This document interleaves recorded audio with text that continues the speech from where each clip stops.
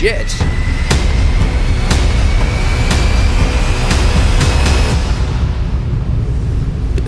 Confused.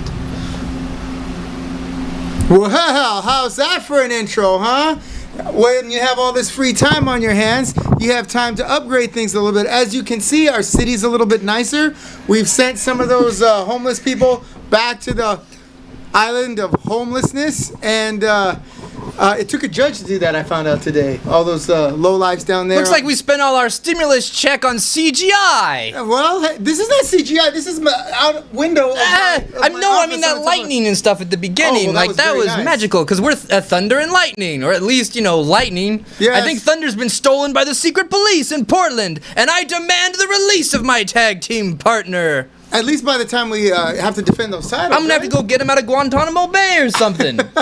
He might be in a cage down near the border somewhere. I don't know when our next show is, but I've got until then to get him back, and I'm gonna, by God. All right, and I will have your back the whole way through. Ladies and gentlemen, the gentleman to my left is known as one half of the Orange County Championship Wrestling Tag Team Champions. He is the Pluck in the Plucker, the Thunder, or the Wonder in the Thunder. There you go. And the Brightling in the White Lightning. Yeah, people call me all those things. Ladies and gentlemen, he is the Cat's Pajamas. He is the Cat's Meow. He is the Lion's Roar. He is Azrael. Inconspicuous in his absence, of course, is Lex Icon, as he is sheltering in place for a little while until things get a little better. As you may, I am your host, Jonathan Malice, owner / janitor for the Orange County Championship Wrestling and the Orange County Championship Wrestling School, which we just finished up a really great session today. It was magnificent. We got at least 4 new people I can replace y'all with. Exactly. And the neat thing is they're in shape. They're looking good. They're young. They're strong. Very young. Yeah, and they're looking good. Very young, yeah. They go from very young to young. And, so you guys who are out there eating your cheese whiz on your Cheetos and ordering DoorDash from McDonald's, right, getting fatter, remember, there might not be a spot for you to come back to. Just keep that in mind. I don't get ready, man. I stay ready. I've been ready all my life. I've been born sidekicking out of the womb, man. I'm ready to go. All right, see, this is what I'm talking about. Look at, obviously the man's in good shape. He's lean and mean. That spare tire is back in the trunk. And look at this. We have a regular Frank Dukes on our hands these days, gentlemen and ladies. I got to fight off the secret police for my tag team partner. I know how BA likes to protest and whatnot, and there's people that don't like that kind of thing, and they might have snatched him up. Ah, exactly. They might have. I'm going to go looking. Now, ladies and gentlemen, as the world continues to turn or burn, depending on your point of view, we have, people all over the world sending us letters or emails. Sending us emails, sending us hate emails. Mostly hate mail. Mostly, yeah. At least for me, especially the local scene. What's left of it anymore. Half the people aren't putting on shows. The other half are posting apologies and whatnot. And on Joey Ryan apology. Yeah, we're going to talk about that a little bit later. I know that when I've done nothing wrong, I require weeks to formulate a response. I need to confer with my lawyer, my therapist, and I need an hour to prove my point. Let's talk about that a little bit later, because that's a topic I want to get to. Okay. But in the world, we have but one reliable, intrepid reporter. Many people know him as the skinny kid who is afraid to leave the house these days. Other people know him as that kid who got beat up in the Battle Royal. You know him as Jack Bruce Davidson. I know him as JBD. And what does he have? We will see. Ladies and gentlemen, the intrepid Jack Bruce Davidson. Take it away, sir. Oh, no. What's going on here? Yes, JBD. Here to bring you some exclusive can they hear him? wrestling news. Okay.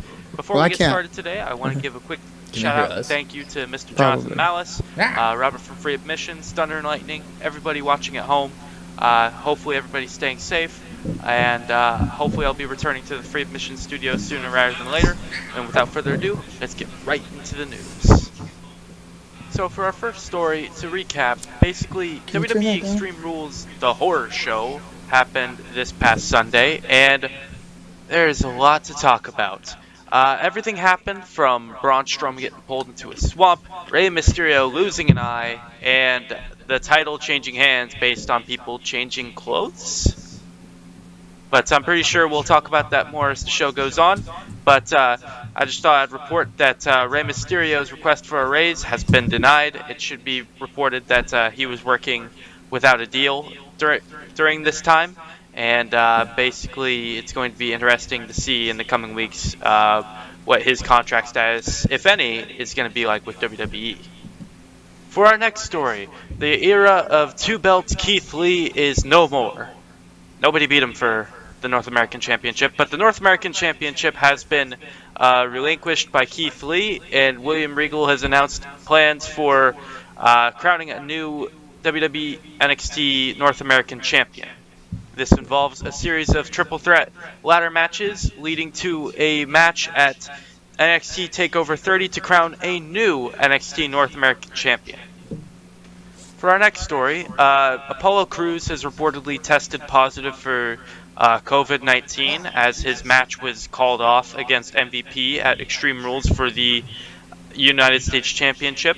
And they didn't mention it on air, but they did state that Apollo Crews failed a physical, and they left it at that, so it leaves it to be seen that they are going out of their way to avoid acknowledging it on air, but hopefully well wishes to Apollo Crews soon, and hopefully him and his family stay healthy moving forward. For our next story, Doc Gallows and Machine Gun Carl Anderson have officially arrived in Impact Wrestling.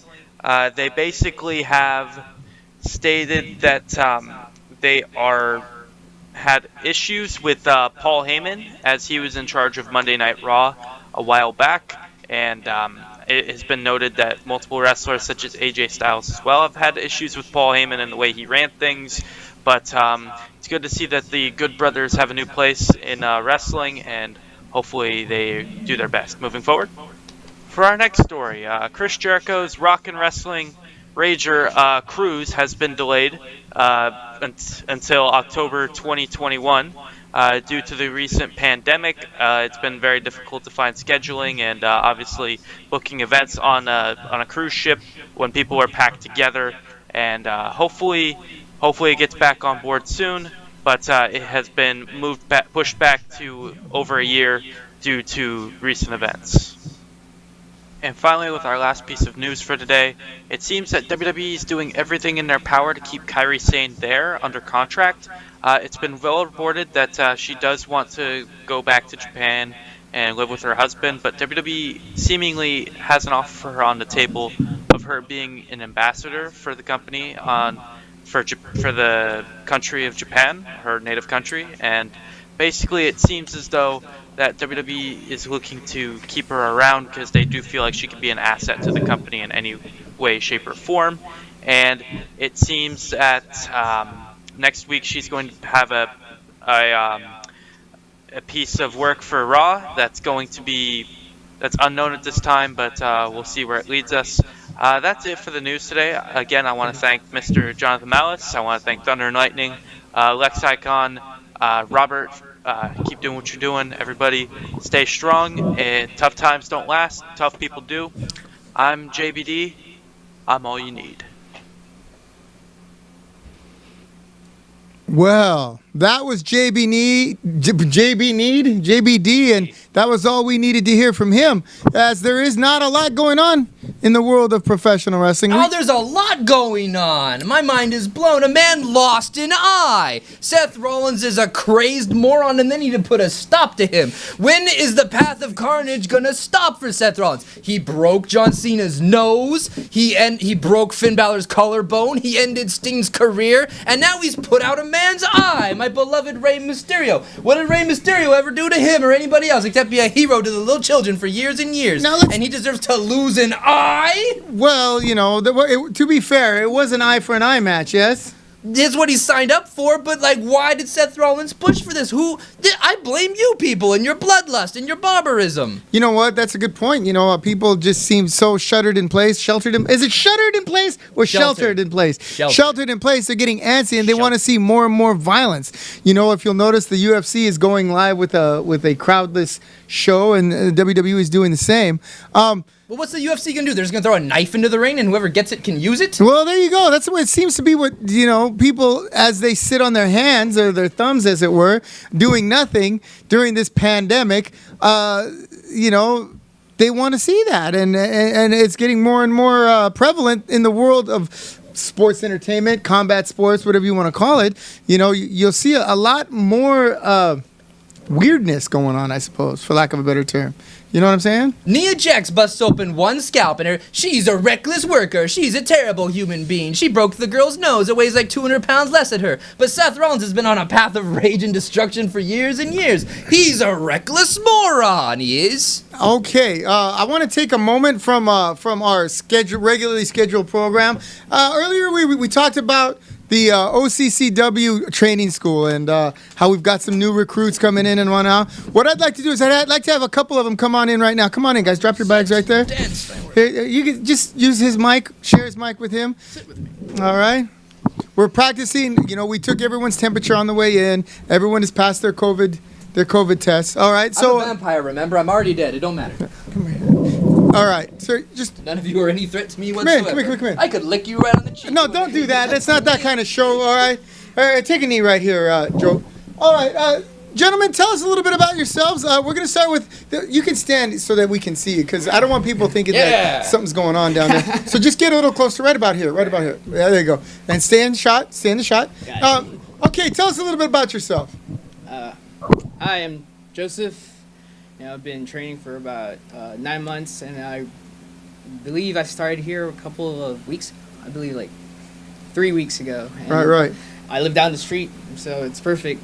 And there's a lot of like great talent out here, so it's awesome being able to like work with a new bunch of people and stuff. Now, one of the neat things about Joseph is he was training at another place that went under, and now he's training with Cholo. He's training with Danny. More importantly, he'll call me and say, hey, can I come in tomorrow at 9 in the morning and get in the ring? I'll bring a few guys. We'll pay the drop-in fee. That's the important thing. But more importantly, also important, is that he comes in, they bump, they move, they clean, and they're gone. Say what you want about, well, I'll say what I want usually about other places, and one in particular. Every single guy that Joey has brought in from that place has laid their money down and paid the fee, paid the toll, worked their ass off, cleaned up, and taken everything home, right? The same cannot be said for a lot of other portions of this business. We'll have students come in and be like, oh, I have to pay you, and then they sneak out the back door. So I want to give a shout out to was it Robbie Phoenix helped train you? Yeah. All right. So give a shout out to Robbie Phoenix because he's a hell of a guy. And obviously, you're putting real adults out into the world of wrestling. So thank you. What is your hopes? Tell us where you're at in your training and when you hope to be in the ring. Right now, I'm trying to basically bring the world of martial arts, tricking, parkour into wrestling. So there's a lot of moves I'm learning outside of wrestling that I'm trying to find a way to safely incorporate in professional wrestling, like triple spinning roundhouse kicks. So, for me personally, until I get those down, I could hit people in the head safe and make them look devastating. That's when I feel like I'll be ready. And obviously the goal is to be world champion wherever that may be, like WWE, AEW, New Japan, just want to be at the top of the mountain. That's right. Because I think if you're not aiming that high, then, what's the point? You'll get there. If you're not aiming very high, you'll get there, right? Yeah, exactly. Yeah, sky's the limit. The wrestling world has changed. Everyone doesn't have to be 240-plus pounds to make it, right? You used to be 240-plus pounds, didn't you? Yeah, I was 240 pounds. And that blew my mind. I haven't seen that picture yet. I'm dying to see it. So do you have anyone you want to say hi to or anyone you want to hit up for the future? Well... Do you have a girlfriend? Why don't you say hi to her? She might be watching tonight. Yeah, Kay, my girlfriend Kay. Hi, Kay. Really nice girl. Loves wrestling. For some reason, she likes you, so, It's the hair. It's the hair. Right? Okay. So, hi, Kay. If you're watching, your boyfriend called, give you a shout out. Remember, that's very important, right? Right? Hi, CJ. Very good. All right. Okay, down here you got a couple of your training partners. Let's start with the long-haired guy that looks like an updated version of Charlie Manson. Tell us a little bit about yourself. Hi, my name is Matthew. I've been training over here for the last about 4 weeks. On my first day, trainer Danny over here, we started doing bumps right away. I think my first day I took a suplex. I was not expecting that. But, I mean, hey, you're going to wrestle, you're going to take some bumps, right? I do like throwing people. It's what I do. It's what I know how to do. I pick them up, and I'm like, look, gravity will take the wheel, my friend. It'll be fine. Learn as you go. Yeah, he told me that when he suplexed me, and I was like, huh, what? And then he did it. Didn't even let me process it. Can't go wrong. The first big bump I took was Eli Drake, who became Impact Champion. So I'm holding him in a headlock or whatever. Doesn't tell me. Just I'm in the ceiling all of a sudden, and then I was on the ground. I didn't know what the hell happened. That's the weirdest feeling. That was great, kid. That was fine. You're looking up at your feet, and the next thing you know, the ceiling falls away, and boom! I was falling long enough to process my decision to wrestle, what I had done in my life. Yeah, for me it was beautiful Jack Stud. He had me up in a suplex, and I'm looking at him, stay stiff, stay stiff, stay stiff, and it was the weirdest feeling. It's just like everything fell away, and then boom! I started coughing and I passed out. But Bob also says, hey, look, we have the Ramones and Ernie Reyes Jr. of wrestling. Okay. All right, that must be you. You must be the Ernie Reyes Jr. What made you decide to wrestle? Would you wake up one day and like, I want to fight other people for money? Well, I've been a wrestling fan I've been a wrestling fan since a very young age. I think I knew I wanted to wrestle from at least 2 years old. I've been watching it ever since, and then I would look for schools. When I was 2, I just wanted to stop shitting in my pants. But well, I had a friend here he trained lucha, and he told me about it. And who's your friend? His name's Sean Lopez. Oh yeah, I know Sean. Hey, Sean. Yeah, hi Sean. Thanks. He's a boxer now. He's actually pretty good. Yeah, he put me onto it. I was actually gonna sign in, and then the whole COVID stuff happened, so I had to wait a couple months for that. What is this COVID thing I keep hearing about? Don't even worry about it. All right. I don't know. I saw it on Facebook, so I believe it.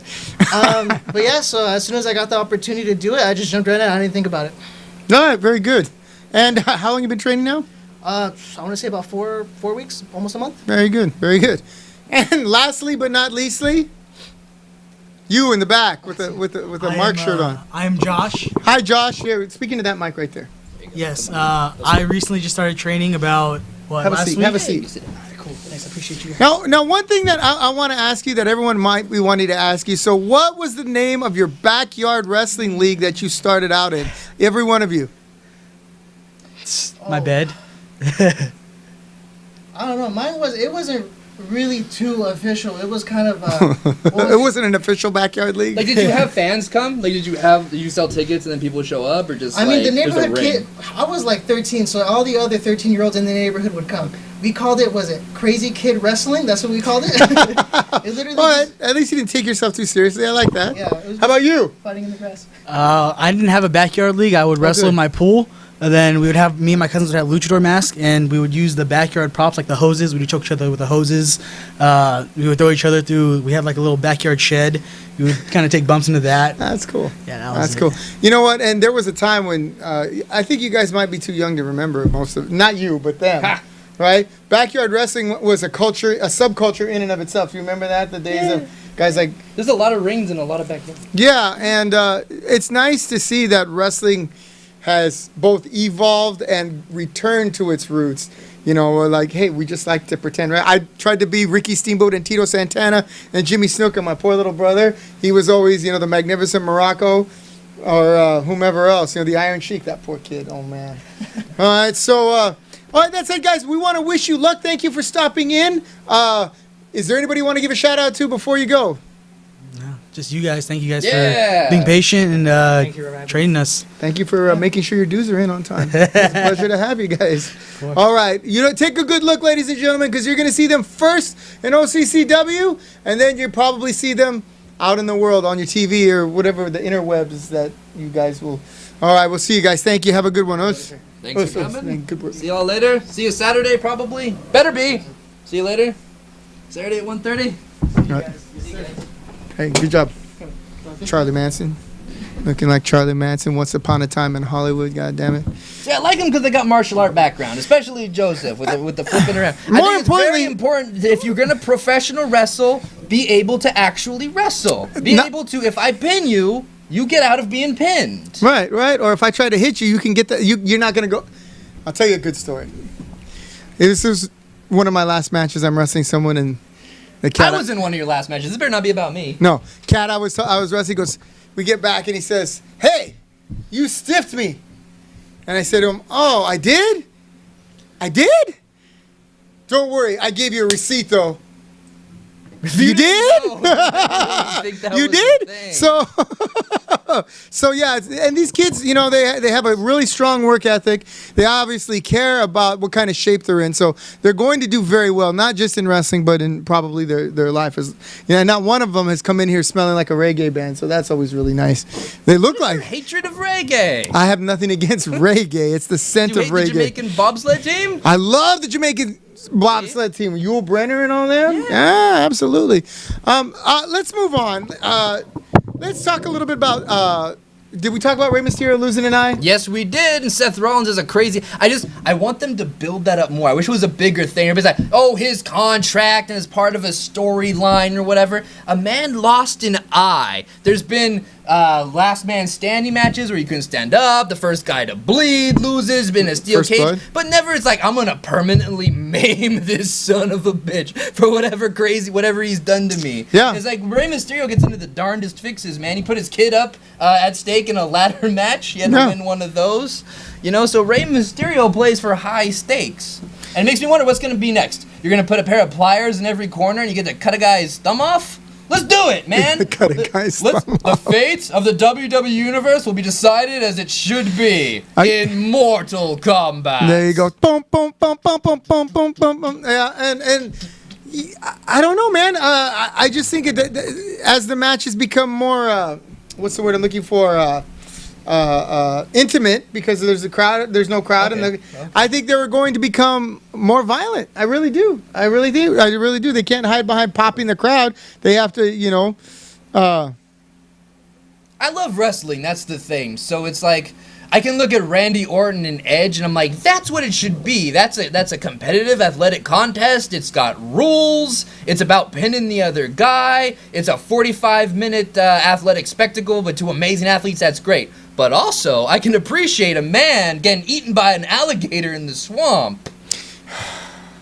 That was Bray, Wyatt, and Braun Strowman you're talking about? They have the cinematic matches. I think that's going to be a Nothing thing. wrong with the love cinematic that match. No, it's a good concept. I want to see more physicality between the two actual combatants in the match. The two guys don't really touch. It's very esoteric, and him talking to him for a while. And you remember WMAC Masters? Sure, that's what it reminds me of. They take him out to the cool set. They run a bunch of ninjas at him. There's no real reason for it's a one-on-one contest. I'm here to fight Bray Wyatt, not like the stunt double. And they lit a dude on fire for no real reason, but it was cool to see a guy lit on fire. Yeah. Now, are we talking about the WWE or WMAC Masters? Yeah, well, in WWE. Okay. I don't think at WMAC there wasn't any real violence. Fire. Yeah. There could have been though. I love that concept so much. I really did too. I wish they could have break the necks of the ninjas and freak out. Yeah, you know, there was this thing called Future Fights too. It was on pay-per-view in the mid '90s, and it was the same kind of thing as WMAC Masters. Was it really? I never heard of this. Yeah. It was very regional, but I had a few friends fight on it, and it was really fun to watch. Unfortunately, the guy promoting it was a real lowlife, and he wound up, screwing it up so bad that the cable company wouldn't carry anything until, after the UFC caught fire. So martial arts and pro wrestling have run the same kind of course with people killing towns and whatnot. Adam, it fascinates me, man. It's like, which way do you want wrestling to go? Because we don't have a lot of guys that can do what Randy Orton and Edge can do. It's basically those two guys at this point to put together that kind of match. But I can get a lot of other people into some kind of CGI-laden episode. You know the Mortal Kombat show that used to be on after Nitro? It was fantastic. Like, imagine, because the matches, the more outlandish the matches become, the more boring the guys' personalities have become. But if we build the guys' personalities up huge to match the crazy backflips that you're able to do, if they wanted Mustafa Ali to start throwing ice at people with their CGI bullshit because there's no crowd in the ring, there you go. I'm not going to get mad at that at this point. Really? No, fuck it. Why not? I want another show to be real wrestling. I want there to be a show that's like Randy Orton and SmackDown Edge. Would be maybe if they keep the bland NXT? split. I call it the bland split. It's a ridiculous I hate Raw concept. And SmackDown being two separate. It's a things. ridiculous concept. It's totally ridiculous. The whole time they've had it. This is my thing. Boil it down to one set of champions. one set, one heavyweight champion, because that's part of the thing is like who is the man in wrestling? Who is the rap man in the WWE? I never know because there's two goddamn world champions. What kind of sense does that make? Yeah, it's like, and they're still running with it. And the ratings have been going down, and it's terrible. And like whatever networks that they're on want the top stars on it, but like, well, I mean, he's only on Raw, so what are you gonna do? So they always do some stupid wild card thing and ping pong back and forth with drafts that don't mean anything to anybody. I agree. Find me the human being that's like, God, I love Raw, I watch it every week, but that SmackDown is nonsense. Because it's like they're the exact same show, but one's in red and one's in blue. If they had ever run them differently, it would have made sense, but they don't run them differently. No, they don't run them differently. One has a big old fist coming down, and the other one has So just get rid of that and just have one champion. Because it's like when you were WWE champion, you were like the standard bearer for the industry, and it was a big Whether deal. it was Hulk Hogan, whether it was Stone Cold Steve Austin, you know, they had one champion. One champion! That was it! The brand split, you know what? What are you cutting? Are you cutting your viewership in half? You're certainly not doubling it, are you? You're competing against yourself for no real reason. No, I get it saves the body to only be on one of the shows. Like, Does it? I think so. Don't they just book more shows? Yeah, like say I'm on Raw, then I don't have to be on SmackDown. That's a show I don't have to be on. I don't have to have a match. You still have house shows that you got to be on. They don't. I mean, you can avoid that. Can you? Like you can be in a 3-on-3 match. You can do whatever. You can be kind of careful when you're not on the TV. But for example, say you were WWE champion back when it mattered, when you were The Rock or Stone Cold Steve Austin or whatever. He had to be on Raw. Then he had to go defend on SmackDown, and they're putting him in real. Oh, I see what you're saying. I see what you're saying. Twice, 3 times a week. But that's why they're all. But then you. Well, what do they have? Okay, let's just break down one side. They have the world champion. They have the Intercontinental champion. They have the United States champion. There's a 24/7 champion. Do they have a North American champion, or is that gone? That's NXT. That's NXT, which is on Wednesday. Okay, and then they have the Divas champion. Yeah. And say there's a Raw. My problem is that there's a Raw tag team champion and there's a SmackDown there's tag two team of each champion. championships. The problem is that there's a Raw champion, the Universal champion, and then the whatever heavyweight champion for the other one. That makes so no it's sense. like there's two guys, 1A and 1B. So how big is this universe? Point is that I am the champion and everybody is chasing me. Sure. So do that. Burn the candle at both ends. And you have enough. That's the cost of being champion. You have enough titles to where you can run them. You know, like you could have the world champion on Raw this week, SmackDown the next week. Raw this week, SmackDown the next week. When the WWF was the WWF, they had 3 titles: the tag team, the Intercontinental, and the world title. You could remember all of them. That's my main thing. Not only that, but like if you went to Anaheim Convention Center to see the WWE or WWF, the Intercontinental title was on. That was they call it a mid-card title, but that was the main event, and the place was packed to see Mr. Perfect against Kerry Von Erich. That guy would be like as important as like the SmackDown World Champion at this point. Like the Intercontinental title was a Mr. big Perfect effing deal. Is a bigger deal than the SmackDown Heavyweight. To this day, people still talk about the Randy Savage, Rick Steamboat matches, for that title, or even the Honky Tonk Man. He drew huge money as the Intercontinental Champion because people wanted to see him get his ass kicked. They can have the rosters split, but then the champions need to appear on both. Yeah. And however you need to stack the filming schedule to do that. Say like Monday I got to be at Raw, and then Thursday or Friday I got to be at SmackDown. Then he's just got to make those downs, and then the show is built on the guy that's the champion. Because one of the things, like if everybody's interchangeable, then nobody's worth any money. I agree. All right, let's give a shout out to some of our viewers right now. I want to give a shout out. Jessica Landau is watching. Hey there, Fancy Nancy. Over on YouTube, Brian Chansey is watching, our number one fan, one of our number one fans. We have Bob Oso watching. How you doing? Adam Woods, who's still sheltering in place. Hope he's doing good. How you doing? Let's see. Drew Masters is watching. Dude, WMAC Masters. Wow, I totally remember. That was a really fun show. Let's see. Like he was like probably a small baby or whatever. Yeah, I was like 45 years old and I was watching this. Like God, that's Bruce Lee's daughter. Speaking of extremely old, Bill Chu was watching. Right? How you doing, Bill Chu? Really? Joey Mattoon is watching. Let's see who else is watching. Joey Hinojosa. Another person conspicuous in their absence. CJ is watching. You already said hi to CJ. Never again. You never said hi to CJ again? Let's see who else is watching here. K-Cat is watching. How you doing, K-Cat? All right. And John Clark, Isaac Molina. Let's see. Rachel Rose. is watching.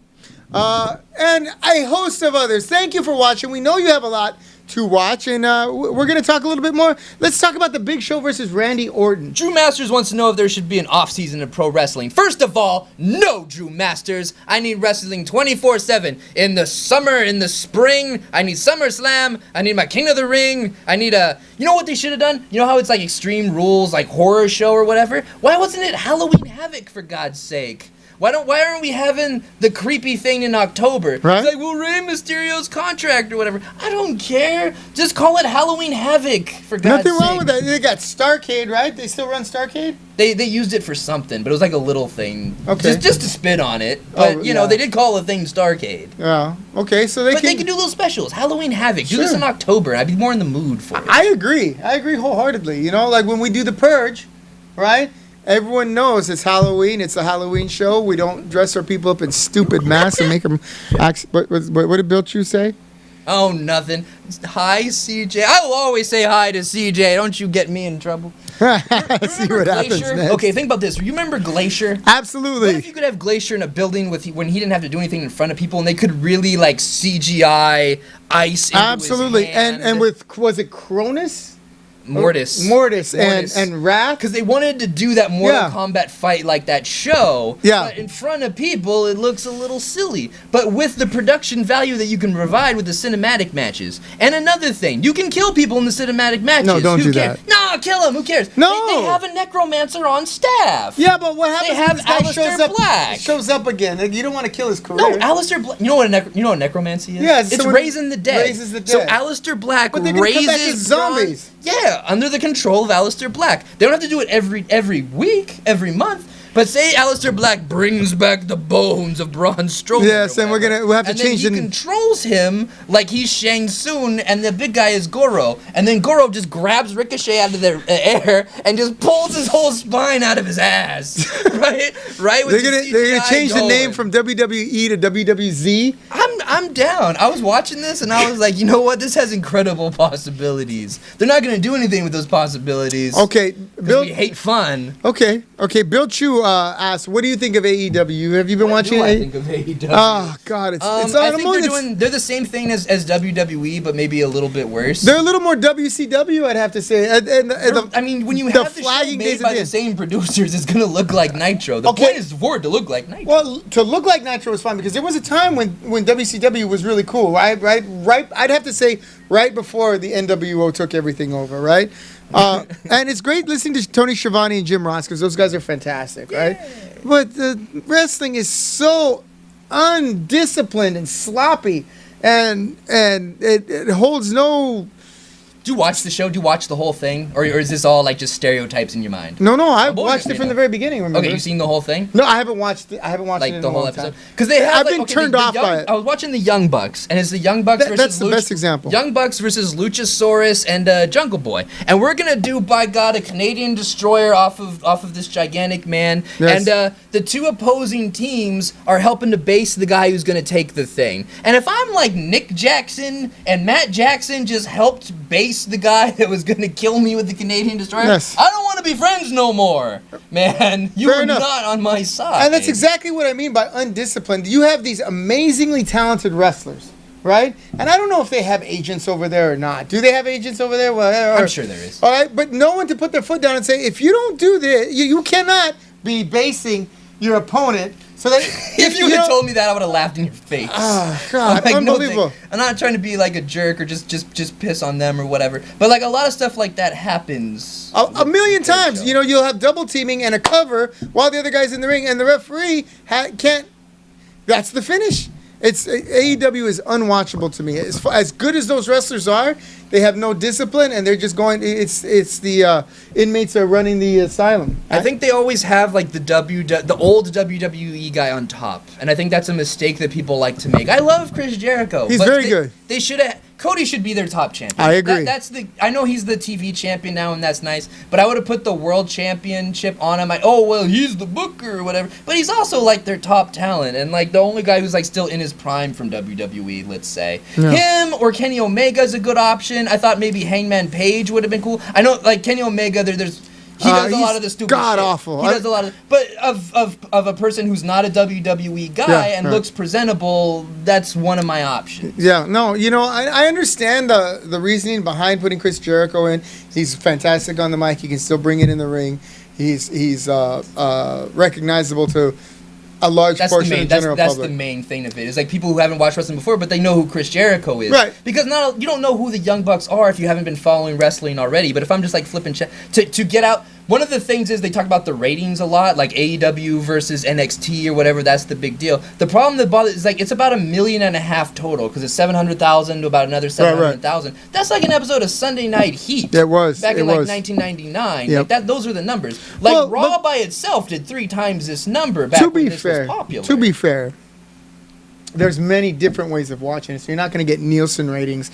It's not, you get your YouTube hits. They take the numbers seriously. That's all that we beat them in the demographic of 18 to 49 or whatever. That's how they're basing their success. That's how they're selling TV advertising. Streaming is different too, because like I can watch like NXT later on the WWE network. So when they say that AEW is winning this, that has a lot to do with it too for me, because I can also just watch the NXT on the network the next week. So I'm not in that number of people watching NXT to help it go over 80. Here's another point, okay? You know how hard it is to watch WWE without a crowd, or how hard it is to... I like when they fight in the swamp. Okay, now, when you go to these smaller shows like NXT, like AEW... Okay, for sure. No crowd. What does it do to them, for you? To me, it doesn't change anything, because we've taught people to not interact with the crowd, and they just run their match anyway. Mm-hmm. And it doesn't matter who's in the crowd and what's going on with that. They're going to run the same match. It really does. It makes no difference. I like it better this way.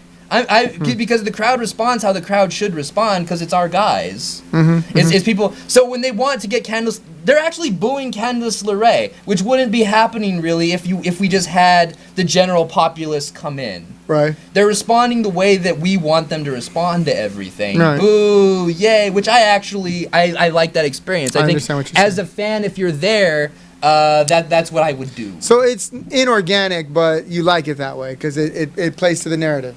Yeah, like this. Right. I mean, this is not that it's inorganic. Like that's really how it should be. You're presenting a hero. You're presenting a villain. I'm gonna boo this one, even though I saw on their Instagram that they're really nice. Like I'm watching this show that I'm at. Yeah, I get it. And she's a bad person. Fair enough.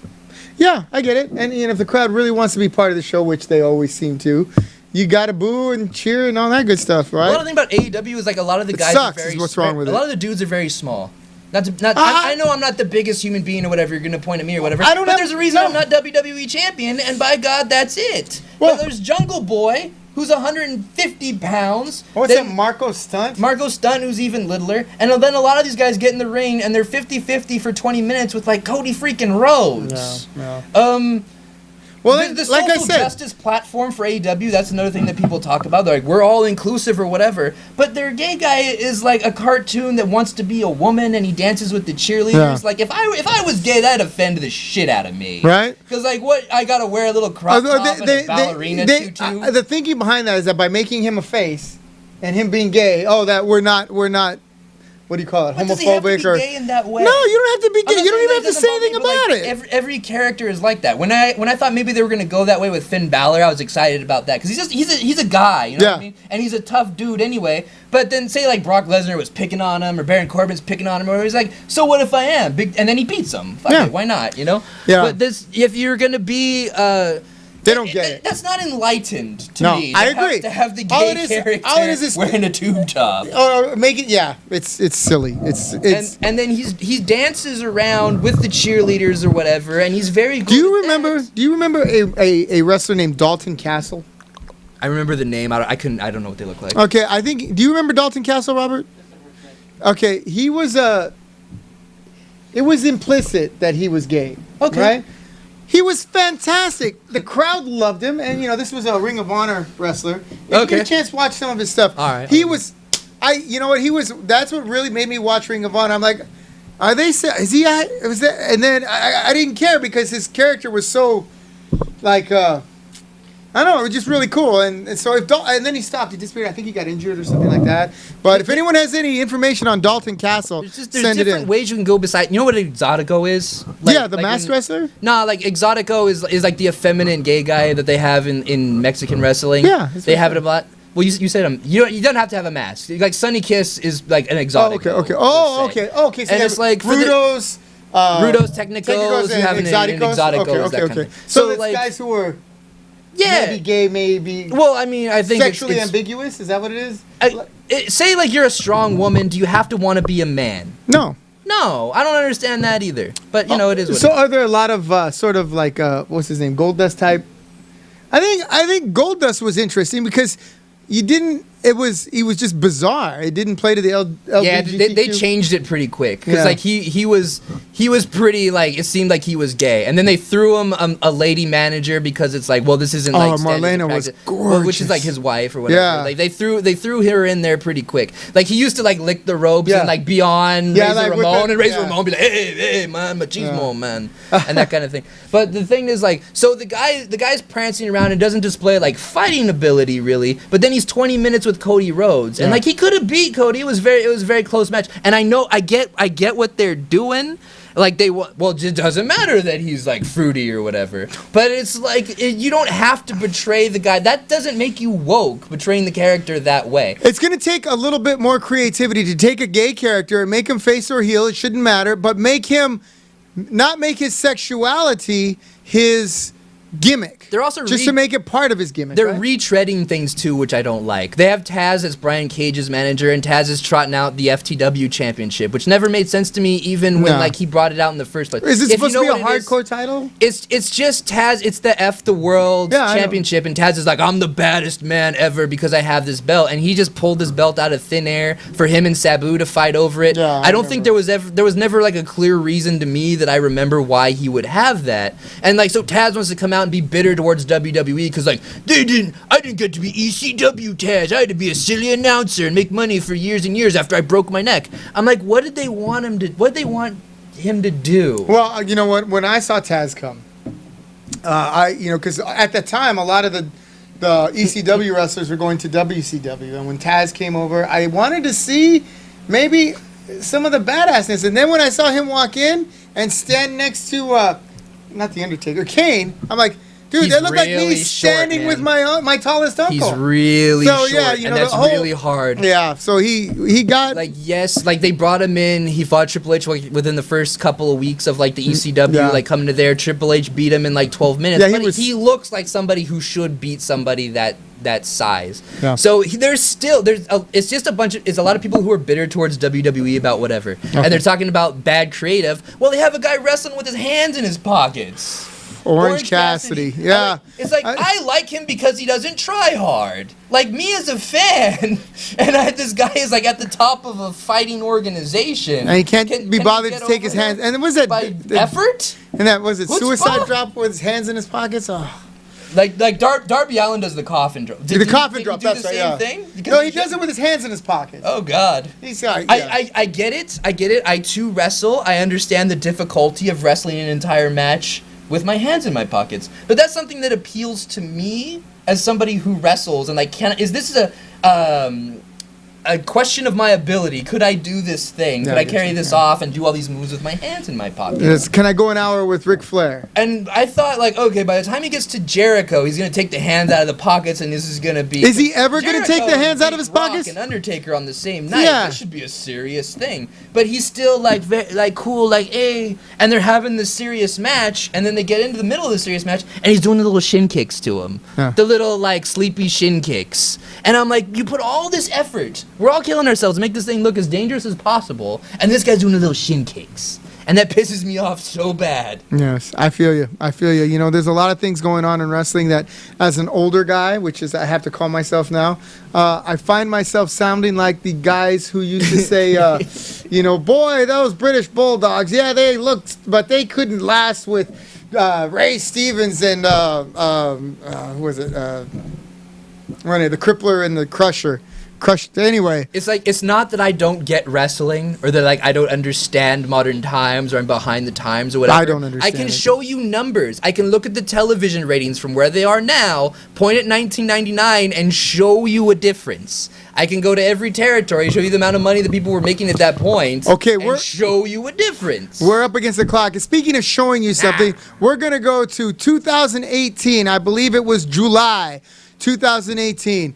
The name of the show was Mind Games, Orange County Championship Wrestling at the Los Alamitos 716 American Legion Post. We have a one Azrael, yes, he was known as the Millennial back then, up against, yes, you guessed it, the creature from the sewer, Helmet. So in this match, we beat each other half to death. The kendo sticks are legal, and I'm punching him, and man, You were I in don't really know, good but that shape looks back like then. that looks like I'm rocking the hell out of him off the get-go. If Freddy's very tough, I kick him right in the balls. There's no DQ. I can do as I feel, and I throw him already. And that's already more wrestling than most matches I've seen. And look at your hands aren't even in your pockets. You were in pretty good shape there. Look at that. I'm in good shape now. Well, you know, I mean, you can bury me if you want, but I can beat the shit out of most of these people. I'm heavier on purpose. I'm pretty good because at 200 pounds I throw people. Don't talk to me about burying you. I can talk. Don't try to get me to. Don't try to steer the narrative. I'm not fat. As you can see, Azrael is on all over Freddie Helmet. Now, give us a little background going on. Why did you guys used to play for the same team? He had cost me against Othello. I believe this was right after that when he came out with the kendo stick. And I'm like, you want to use kendo sticks so much? Go ahead. They're legal. So the kendo sticks are legal. I'm softening them. There's one in the corner. Right now I'm choking him. Hey, look, and there's Bully Zone back when there was two of them and they owned cameras.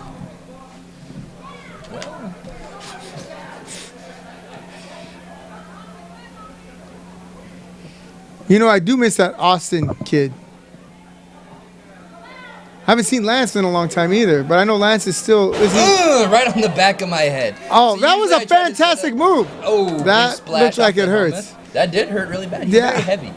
I noticed you guys are wearing the same type of gear. We're the same colors, you know. We still wear like we. You guys were both part of, what was it called? Divine Intervention. Divided Intervention, yes. It looks like a low blow, but you know, if it's legal, it's legal, right? Legal. I can pretty much, if I wanted to put out his eye, I could. Apparently, I didn't think about that back then because that's an act of barbarism. I wouldn't wish on anybody. Side Russian leg sweep. That's one of my favorite things.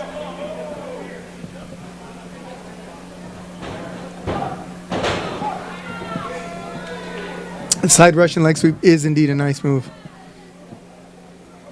Boom, boom, taking it to him. Bringing the heat. Turns it around into the corner. Goes Azrael. Oh! Now he throws a very strong clothesline. That's one of he's got a low center of gravity. Boom, right in the face. Ooh. Would you like this match better if the referee was a robot? Would No. that do it for you? Why do you say that? Oh! Why a robot?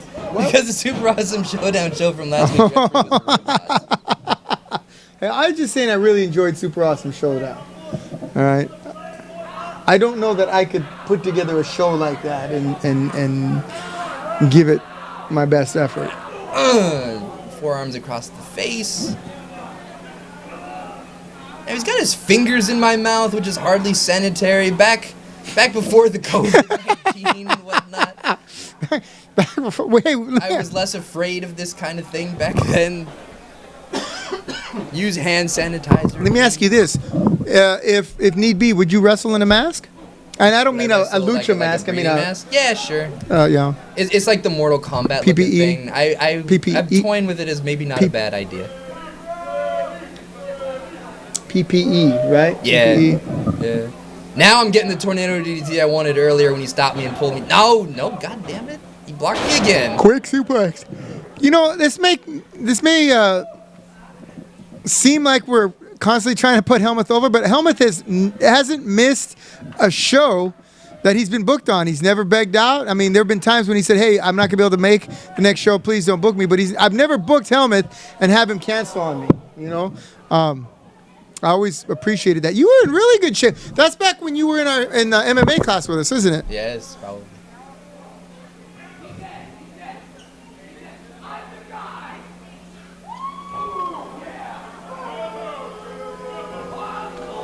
Oh, he got me with this spear.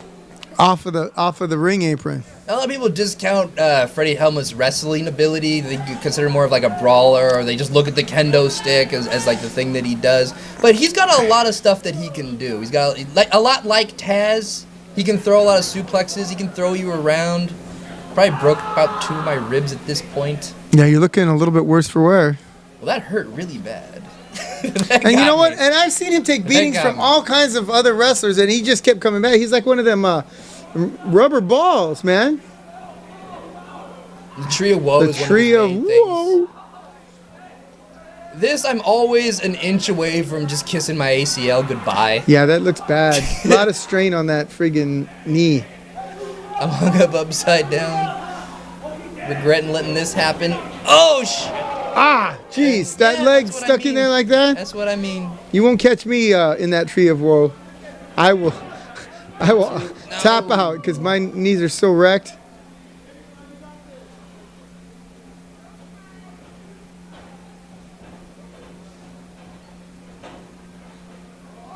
Boom, see?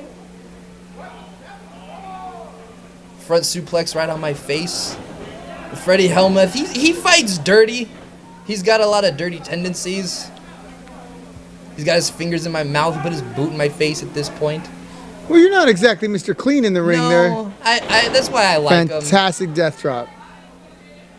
I do like the guy. I admire the win at all costs mentality.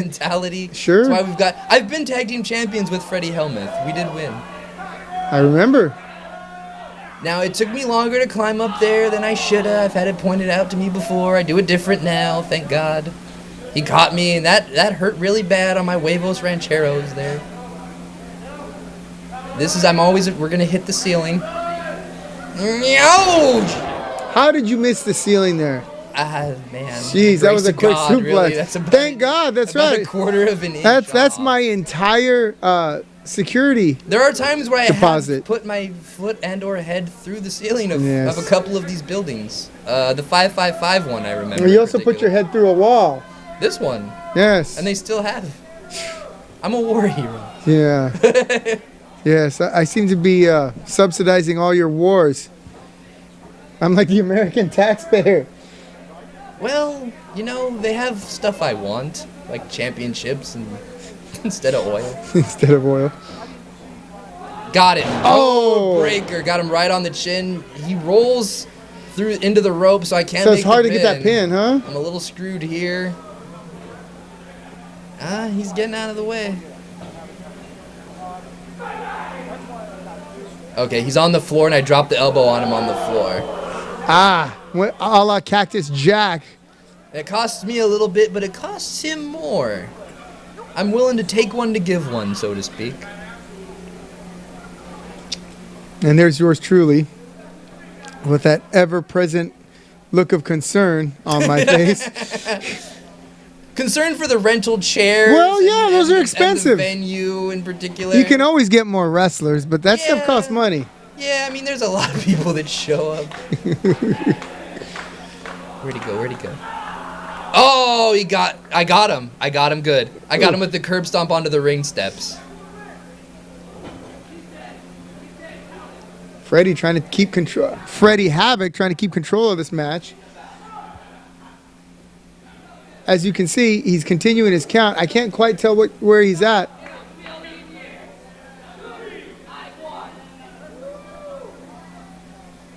This is when you went and attacked the rental bag. By count out.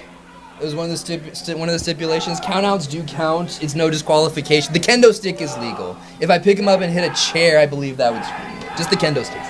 I see.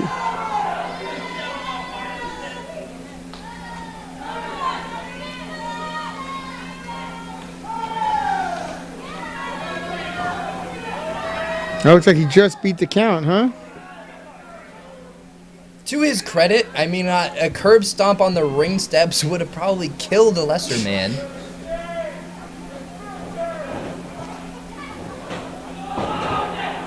Nice duck. And boom. Springboard cutter right on his chin. Springboard cutter. They get that leg away from the ropes. Oh, wait. Yeah, we might have talked a little bit earlier about being dirty and taking certain advantages on the other fella. I'm just doing what I need to do. Well... He had his fingers in my mouth earlier. I didn't appreciate that. Fair enough. I'm an anti-hero, you know?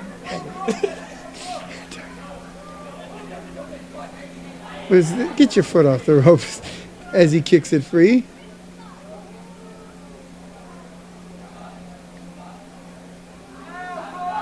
Now, you'll remember I've gone for this twice. I've tried to hit the tornado DDT on him. He's stopped me 2 times. He's nope, never mind. Switch it up to the blockbuster. Take what I can get. That's an extremely painful move, and it looks even so for the perpetrator. 1, 2. It snaps his neck. It's all of my weight flying through the air, grabbing the guy's head and driving that head into the ground. Which is one of my main and favorite things to do, is to drive these people into the ground like a railroad spike. It's easier to pin people when they're unconscious. You better not. Oh, man. Big right hand to the chin. Looks like he's got that Kataguruma fireman's carry. Oh! What is that called? He did a fireman's carry into a stunner. Stunner.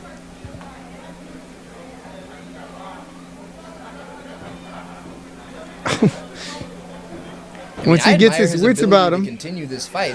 We've been going pretty non-stop here for about 10 minutes. Boom. Oh! How are you not done? Now, if he were taller, say, like if that was from 6'5", I might be screwed. Yeah, but he's pretty heavy, so that's a lot of weight. Like you said, gravity takes the wheel, right? And now the kendo stick, I believe, is going to come into play. Wonderful. That is his thing. I mean, and he got to it first. And it's legal. I believe referee Havoc piss off. But God bless him for being there for me.